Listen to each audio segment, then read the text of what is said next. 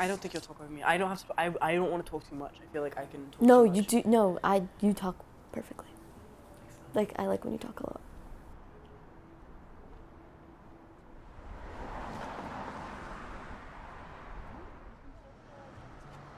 Okay, so we first met when we were 13 years old, and we were at summer camp. Yeah. It was a sleepaway summer camp in Vermont that I went to the first summer after we moved to the US from the UK. So I didn't know anybody like in this entire country, so it was kind of a way for me to make friends But kind we of right off weren't. the bat. We weren't in the same cabin, and I just remember seeing you like pop up in a window at night, like outside my cabin. Yeah. We were in adjacent friend groups, and then our friend groups kind of merged. And once our friend groups merged, you and me realized that we got on like really, really well. Yeah. So our friendship kind of like went in a direction that I feel like was just a lot closer than the other friends. Yeah. But our friendship was a really slow burn. We were best friends for like 3 years. So the jump from loving each other as friends to loving each other as more than friends was definitely like murky because Yeah.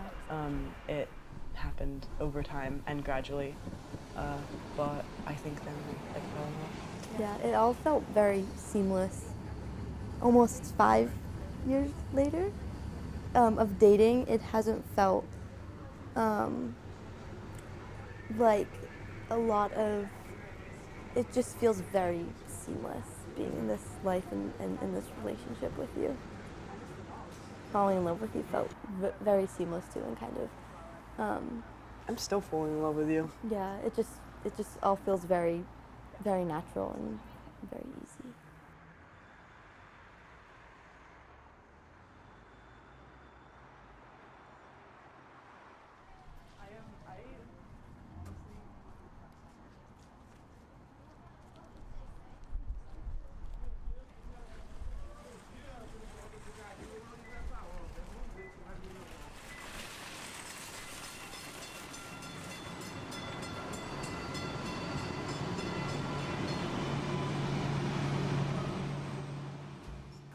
I have mega muscles. My only form of a workout is grocery shopping. Well, it's a good one.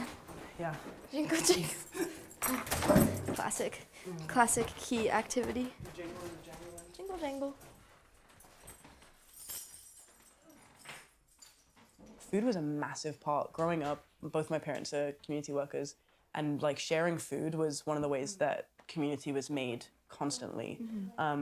Like we had meals at my house growing up that people would come to, and I'm thinking now even about like, making food for distributions and, as you say, like cooking for friends. Like there's so many ways that food is the center of community building, and I see community as just very queer. Anybody that comes into my home, I'm like, right away, it's kind of like, do you want a snack? Like, do you want a meal? Like, there's food in the fridge, there's tea in the cabinet, and, Yeah. it's just kind of automatic, like, checking in on what people need to, or want to consume. But it's really sour. But better than I expected. Here. It is better than I expected, actually. What else? Anything else random, though? Definitely not 21 seasoning salute. You hate that stuff. The kitchen can be a very gendered space, like for a lot of people, and like in being in a queer relationship, because you don't have those gendered dynamics to kind of like draw upon, the rules are already like messed up, and so everything just feels like way more of a team effort. Like, we love cooking for our friends, and most of whom are very queer, and having like our friends over, and it's very much like a community Yeah. thing, and we love feeding people and sharing.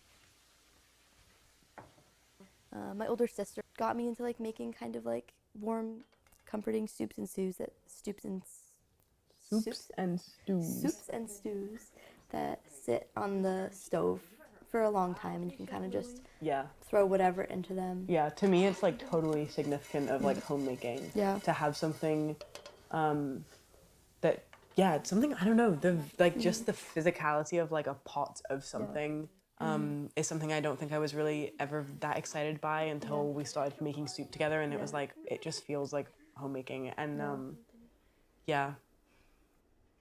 One of the ways that I feel really good in our relationship is the fact that even after this many years, I do not feel settled with you. Like, I do not feel like too comfortable, or like we've reached like just like a simmer of like, okay, this is going to be it forever. I feel like in the same way that we get excited about random things for the future in terms of our kitchen, all these like things that we see as like not something we're doing right now, but like something that we're looking forward to. Like, I feel the same way about relationship. Like there's so much that we're still so excited for. Sorry. There, you want it? Our relationship feels like there's so much left in it. I mean, I would hope so, obviously. Yeah, I mean, food is one of our love languages, and yes.